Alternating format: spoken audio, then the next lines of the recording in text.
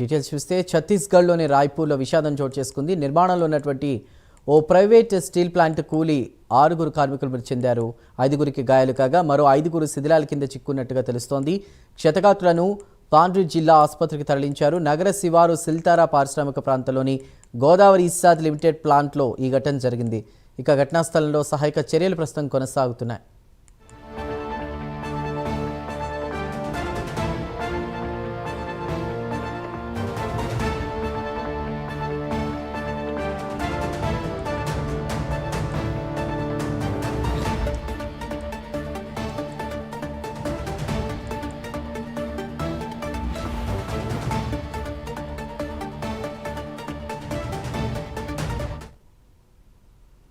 ఛత్తీస్గఢ్లోని రాయ్పూర్లో విషాదం చోటు చేసుకుంది. నిర్మాణంలో ఉన్న ఓ ప్రైవేట్ స్టీల్ ప్లాంట్ కూలి 6 కార్మికులు మృతి చెందినట్టు తెలుస్తోంది. 5 గాయాలు కాగా మరో 5 శిథిలాల కింద చిక్కున్నట్టుగా తెలుస్తోంది. ప్రస్తుతం అక్కడ అందుతున్నటువంటి సహాయక చర్యలు, ఘటనకు సంబంధించి పూర్తి డీటెయిల్స్ మా ప్రతినిధి చంద్రశేఖర్ అందిస్తారు. చంద్రశేఖర్, వారంతా కూడా లోపల శిథిలాల్లో కూడా చిక్కున్నటువంటి పరిస్థితి కనిపిస్తుంది. అయితే ప్రస్తుతం అక్కడైతే సహాయక చర్యలు అయితే కొనసాగుతున్నటువంటి పరిస్థితి ఉంది.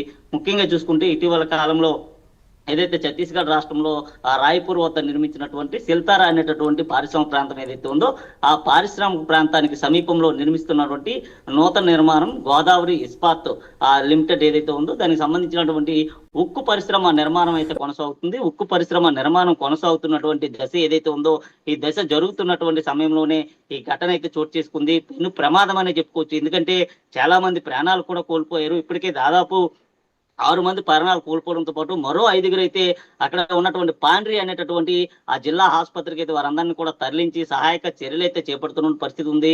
ముఖ్యంగా చూసుకుంటే అక్కడ ఉన్నటువంటి కార్మికులు ఆ రోదంతో పూర్తిగా కూడా ఆ ప్రాంతం అంతా కూడా మిన్నంటినటువంటి పరిస్థితి ఉంది. నిర్మాణ దశలో ఇటువంటి ప్రమాదం చోటు చేసుకోవడంతో అంతా ఒక్కసారిగా ఏదైతే షాక్ గురైనటువంటి పరిస్థితి కనిపిస్తుంది. ముఖ్యంగా చూసుకుంటే ఏదైతే అక్కడ ఉన్నటువంటి స్టీల్ ప్లాంట్ లో అంతా కూడా కార్మికులే మృతి చెందిన పరిస్థితి ఉంది. వారంతా కూడా రోజువారీ కార్మికులుగా తెలుస్తుంది. ముఖ్యంగా కార్మికులు అసలు ఏ విధంగా ప్రమాదం జరిగిందనే అంశం పైన దర్యాప్తు అయితే కొనసాగుతుంది. ఇప్పటికే ఆ ప్రాంతానికి సంబంధించినటువంటి ఎస్పీ కూడా చేరుకోవడమే జరిగింది. సహాయక చర్యల్లో ఆయన భాగమైనటువంటి పరిస్థితి కనిపిస్తుంది. ముఖ్యంగా కార్మికులంతా కూడా ఆ శిథిలాల కింద చిక్కుకోవడంతోనే ప్రాణాలు అయితే కోల్పోయారు. దాదాపు ఒక్కసారిగా కూడా అక్కడ ఉన్నటువంటి స్టీల్ ప్లాంట్ నిర్మాణ దశ ఏదైతే ఉందో నిర్మాణ దశలోనే స్టీల్ ప్లాంట్ ఒక్కసారిగా కుప్పకూలిపోవడం, అలాగే దాని కింద పని చేస్తున్నటువంటి కార్మికులు ఎవరైతే ఉన్నారో దాదాపు 25 నుంచి 30 మంది కార్మికులు పనిచేస్తున్నారో తెలిసింది. సంఘటన స్థలంలోనే 6 ప్రాణాలు విడడంతో మరో 5 అయితే తీవ్ర గాయాలు పాలయ్యారు. ఇంకో కొంతమంది కూడా శిథిలాల కింద చిక్కుకున్నటువంటి దృశ్యాలు కూడా మనం చూసుకోవచ్చు. ముఖ్యంగా చూసుకుంటే అసలు ప్రమాదం ఏ విధంగా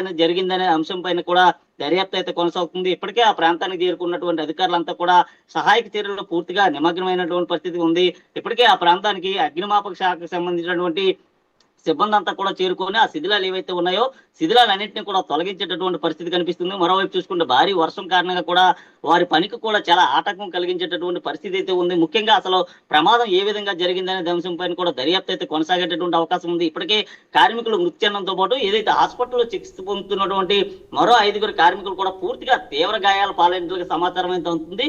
వారిలో మరికొంతమందికి అయితే చాలా ఎక్కువగానే గాయాలయ్యాయి. వారు కూడా తీవ్రంగా గాయపడినట్లుగా తెలుస్తుంది. వారందరికీ కూడా తక్షణమే చికిత్స అందిస్తున్నారో అయితే 5 మాత్రమే లోపల ఉన్నట్లుగా సమాచారం వస్తున్నా ఇంకా కొంతమంది కూడా ఉండేటటువంటి పరిస్థితి ఉందంటూ కూడా చెప్తున్నారు. ముఖ్యంగా శిథిలాల కింద చిక్కుకోవడంతో ఎంతమంది ఉన్నారనే దానిపైన కూడా ఒక అభిప్రాయం కూడా పూర్తిగా రాలేనట్టుగా తెలుస్తుంది. ముఖ్యంగా అసలు ప్రమాదం ఏ విధంగా జరిగింది అనేది కూడా ఎవరికి ఇంతవరకు అయితే అంచు చిక్కలేని పరిస్థితి ఉంది. ముఖ్యంగా అక్కడ పని జరుగుతున్నటువంటి సమయంలో ఒక్కసారిగా ఉదుపున పెద్ద పెను శబ్దంతో కూడా అక్కడ ఉన్నటువంటి స్టీల్ ప్లాంట్ సంబంధించినటువంటి నిర్మాణం ఏదైతే ఉందో ఆ నిర్మాణానికి సంబంధించినటువంటి కూడా షెడ్ అంతా కూడా ఒక్కసారిగా కూలిపోయింది. ఈ కూలిపోయినటువంటి ఘటనలో కార్మికులు కూడా ఎటు వెళ్ళలేనటువంటి పరిస్థితి ఉంది. ఈ నేపథ్యంలోనే ఈ ప్రమాదం చోటు చేసుకున్నట్లు తెలుస్తుంది. ఇప్పటికే అధికారులంతా కూడా ఆ ప్రాంతానికి అయితే చేరుకున్నారు.